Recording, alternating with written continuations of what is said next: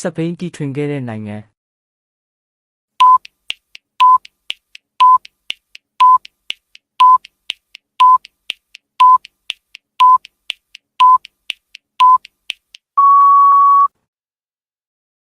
ကမ္ဘာပထမဆုံးသောစပိန်ကို1819ခုနှစ်မှာဂျာမန်လူမျိုးကာထရစ်ဆိုတဲ့သူကတီထွင်ခဲ့ပါတယ်။လောက်မတ်ရှင်ပြေးဆက်ဆိုပြီးခေါ်ဝေါ်ခဲ့ပါတယ်။သူ့အရင်နှစ်ပေါင်း30ကျော်ကပြင်သစ်လူမျိုး2ဦးခြေရက်စပိန်တစ်မျိုးတီထွင်ခဲ့ဘူးပေမဲ့အားနည်းချက်တွေများပြီးစပိန်ဆိုပြီးတတ်မှတ်ရလောက်တဲ့အရာမဖြစ်ခဲ့လို့ကာထရစ်ကိုစပိန်ဖခင်အဖြစ်သတ်မှတ်ခဲ့တာပါကာထရစ်တီထွင်ခဲ့တဲ့စပိန်ဟာရှီပိန်ကိုတစ်သားပေါင်နဲ့ငုံနဲ့ရှို့သွင်းပြီးလက်ကင်နဲ့လိုတလို့ထိန်းချုပ်လို့ရတဲ့တစ်သားစပိန်မှာခြေနှင်းတွေချင်းကျိုးတွေမပါဝင်ပဲခြေရက်အားနဲ့ပဲမောင်းနေရပါတယ်1843ခုနှစ်မှာစကော့လူမျိုးတဦးကခြေနှင်းတက်3ဘိန်းနဲ့2ဘိန်းစပိန်တွေထပ်မံတီထွင်ခဲ့ပါတယ်အဲဒီကနေမှယနေ့ခေတ်စပိန်တွေအထိတဆင့်ပြီးတဆင့်တိုးတက်လာခဲ့ပါတယ်